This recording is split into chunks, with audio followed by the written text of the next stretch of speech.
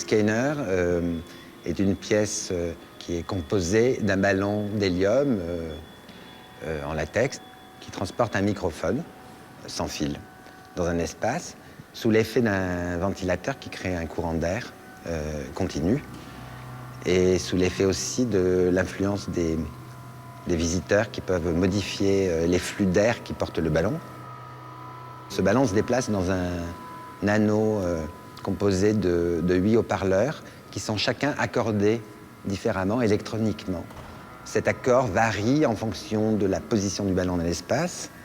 En fait, le signal du microphone est envoyé à un ordinateur qui calcule et qui resynthétise le signal et qui, selon les modulations d'amplitude, va changer, va créer des modulations autour du Larsen. Toute la dynamique du feedback est conservée. Par contre, le fait de déconnecter, en fait, de faire glisser le son, de le pitcher, de changer la hauteur de ce son, va, d'une certaine manière, déconnecter momentanément ce feedback qui va se reproduire plus tard et en fait produire une musique qui est réellement une musique de l'espace.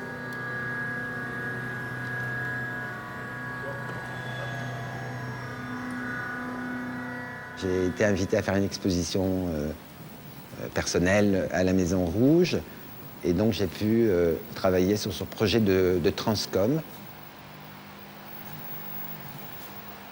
C'est une espèce de chorégraphie comme ça entre ces deux ballons qui portent chacun 2 caméras et qui filment, qui se filment eux-mêmes, qui filment les projections qu'ils produisent, qui se réfléchissent dans les miroirs, qui filment les visiteurs. Ça faisait très longtemps que je travaille avec le signal vidéo, de l'image comme source audio, en fait. C'est-à-dire que je traite simultanément le signal de l'image et le signal du son, mais je ne me sers pas d'un signal audio. Simplement, je transduis, on pourrait dire, en quelque sorte, le signal vidéo, le bruit des images, et j'amplifie sa modulation pour activer des filtres sur le corps du même signal, qui devient, en fait, qui est un signal de 50 Hz, et qu'on peut évidemment ensuite manipuler comme on veut en fonction de modulation interne des composants de ce signal.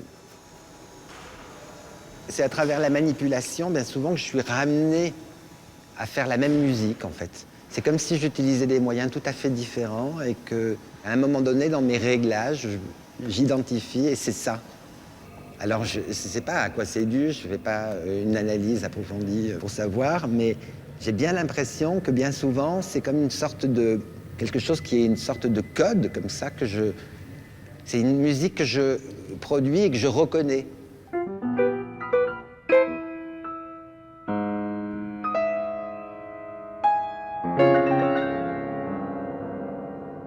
Tout mon travail consiste à essayer de sortir, de renverser la causalité. Enfin, je pense que, enfin, en grande partie, l'art, c'est un peu ça, quoi.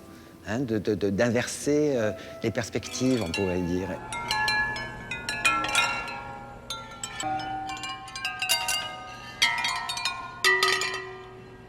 Clinamen, c'est une pièce qui permet d'associer totalement la notion de dispositif comme en fait une transposition de l'idée de partition, c'est-à-dire le dispositif est réellement physique. Le visiteur de l'exposition assiste à la génération d'une forme sonore ou à l'émergence de cette forme sonore et il suit la partition en train de se faire. Donc c'est une partition ouverte.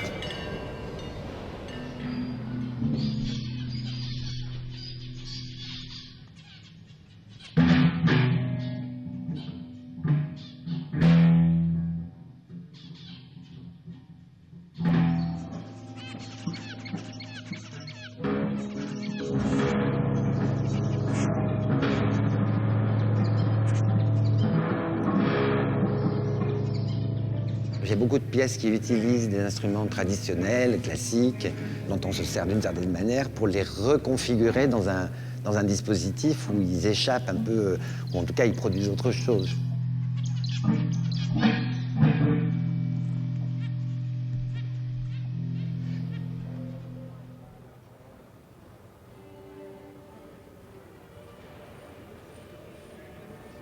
de plus en plus dans mon travail, il y a tout d'un coup, finalement, cette dimension où le mouvement se substitue des fois au son, quoi. Et c'est aussi satisfaisant pour moi, et j'appelle ça aussi de la composition.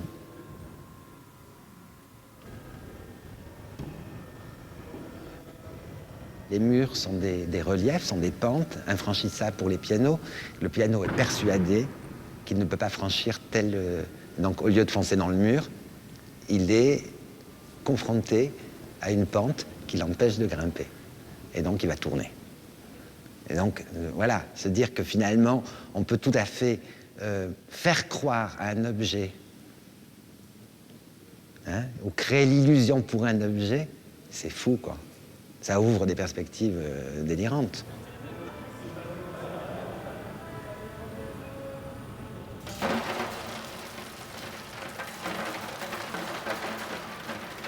Et là, finalement, le bruit, les bruits, permettent de rester quand même très abstrait et hors d'un champ. Alors, c'est d'une part le fait que je suis très limité techniquement, musicalement. Ça m'a obligé à... Par moments, j'aurais des velléités, et puis, comme je n'y arrive pas, je suis obligé de me satisfaire de ce que j'obtiens. Et c'est très bien comme ça. Et en fait, ça crée une sorte d'économie musicale, quoi, on pourrait dire, ou sonore. Mais j'aurais tendance, disons, à aller de plus en plus vers des formes silencieuses, je crois.